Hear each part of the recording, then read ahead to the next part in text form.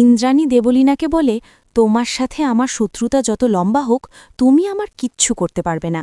বিস্তারিত জানতে এই ভিডিওটিতে লাইক দিয়ে শেষ পর্যন্ত দেখতে থাকুন। গল্পের শুরুতে দেখা যায় ঈশান আয়ুষকে বলে, মা খুব বিপদে আছে বলে ফোন কেটে দেয়। আয়ুষকে ভিডিও কলে দেখানো হয় ইন্দ্রাণীকে কিডন্যাপ করা হয়েছে। আয়ুষ ছদ্মবেশী কিডন্যাপারকে বলে, আপনার কত টাকা চাই?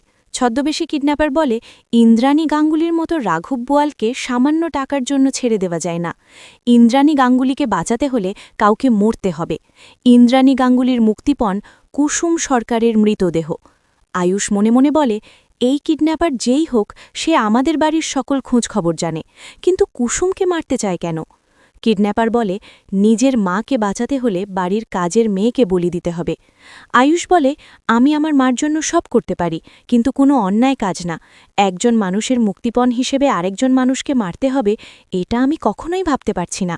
ছদ্মবেশী কিডন্যাপার বলে, আপনি ভাবুন আপনি কি করবেন। আপনার মাকে বাঁচাবেন নাকি কাজের মেয়ের বলিদান দিবেন? ঘড়ির কাঁটা কিন্তু কারোর জন্য অপেক্ষা করে না বলে ফোন কেটে দেয়। আয়ুষ অনুশ্রীকে বলে, মাকে কিডন্যাপ করা হয়েছে। অনুশ্রী, মুক্তিপণ হিসেবে চাওয়া হয়েছে কুসুমের মৃতদেহ। অনুশ্রী বলে, ভাইদাকে ফোন করেছে? ওখার থেকে ফোন করেছে জানো কিছু? আয়ুষ বলে, কিচ্ছু জানি না। ছদ্মবেশী কিডন্যাপার দেবলীনা বলে, আগে তোমার জ্ঞানটা ফিরে আসুক, তারপর সব হিসেব হবে। ফাইনালি এতদিন পর আমি আর তুমি মুখোমুখি বসে আছি।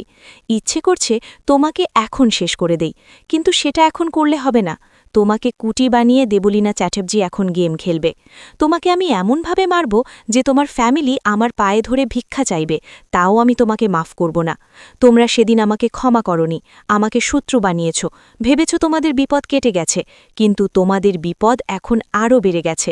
আমি এখন আবার ফিরে এসেছি। দেবলীনা ইন্দ্রাণীকে বলে, আন্টি, চোখ খুলে দেখো, আমি শিওর আমাকে দেখার পর তুমি আবার অজ্ঞান হয়ে যাবে। যতদিন আমি প্রতিশোধ না নিচ্ছি, আমি শান্ত হব না। তুমি তো আমাকে বেশি দিন জেলেও রাখতে পারলে না আন্টি। আমি এক ঢিলে যদি তোমাকে আর কুসুম সরকারকে মারতে না পারি, তাহলে আমার নাম বদলে রেখো। আয়ুষ পুলিশকে বলে, আপনারা এখনও কোনো খবর পাননি? ভিপিএন দিয়ে আমাদের কল করেছিল। সব জায়গা থেকে কড়া নজরদারির ব্যবস্থা করুন। অনুশ্রী বলে, বাইদা, পুলিশ এখন মাকে খুঁজে পায়নি, ওরা আমাকে কোথায় রেখেছে? আয়ুষ বলে, না, পারেনি। শুধু এটুকু বুঝতে পারছি, মাকে যদি কেউ খুঁজে বের করতে পারে, সেটা হলো কুসুম, আর কেউ না। ঈশান তখন আসে। আয়ুষ বলে, ঈশান, তোর এই অবস্থা হলো কি করে? অনুশ্রী বলে, তুমি কোথায় গিয়েছিলে? তুমি কিভাবে জানলে মনির বিপদ? ঈশান মনে মনে বলে, বাইদা আর অনুশ্রীকে কাউকে এখন কিচ্ছু বলা যাবে না। ঈশান বলে, বাইদা, আমি রাস্তা দিয়ে যাচ্ছিলাম, কয়েকটা গুন্ডা মিলে আমার সাথে ফাইট করল। তারপর কে যেন একটা ওদের ফোন করল, বলল ইন্দ্রাণী গাঙ্গুলির টার্গেট। আমি সাথে সাথে বুঝে গেছিলাম মার বিপদ, আমি তাই জন্য তোকে ফোন করলাম। অনুশ্রী বলে, দাঁড়াও, একটু শান্ত হও বাইদা, এতক্ষণ ধরে পুলিশ কুসুম সকলকে ফোন করছে, এখন পুলিশ যদি কিছু করতে না পারে, তার দোষ তো বাইদার না ঈশান। আয়ুষ বলে, কিডন্যাপার ফোন করছে, সবাই চুপ, ঈশান কুসুমকে ফোন কর। আয়ুষ বলে, কুসুম, কিডন্যাপার ফোন করছে, তুমি শোনো। ছদ্মবেশী কিডন্যাপার দেবলীনা পারে, গুড মর্নিং। ইন্দ্রাণী বুঝতে পারে সে কিডন্যাপ হয়েছে। ইন্দ্রাণী বলে, তার মানে আমাকে এখানে যারা নিয়ে এসছে তারা তোমার লোক? দেবলীনা বলে, ইয়েস ম্যাডাম, ওরা সবাই আমার লোক, আপনি আমার বন্দী।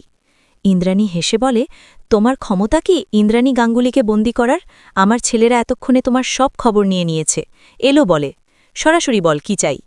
দেবলীনা বলে, এসব চাওয়া পাওয়ার হিসেব আপনার বড় ছেলের সাথে হয়ে গেছে। ইন্দ্রাণী বলে, কেন নিয়ে এসেছ আমাকে? দেবলীনা বলে, দেখুন, আপনার সাথে আমার শত্রুতার লিস্ট অনেক লম্বা, এত সময় আপনাকে আমি দিতে পারবো না। ইন্দ্রাণী বলে, আমার সাথে তোমার শত্রুতা যতই হোক, একটা কথা কান খুলে শুনে রাখো, তুমি আমার কিচ্ছু করতে পারবে না, কারণ তুমি ভীতু, এতটাই ভীতু যে মুখোশটাও খুলতে পারছ না ভয়ে। দেবলীনা বলে, ভয় না, দয়া করছি আমি আপনাকে, কারণ আমার মুখ দেখলে আপনি ভয় পেয়ে যাবেন, হার্ট অ্যাটাক হয়ে যেতে পারে, তাই মুখ খুলছি না, কারণ আমার মুখ দেখলে আপনার সব কিছু তাসের ঘরের মতো ভেঙে যাবে। ইন্দ্রাণী বলে, অন্যায় করছো তুমি আমার সাথে।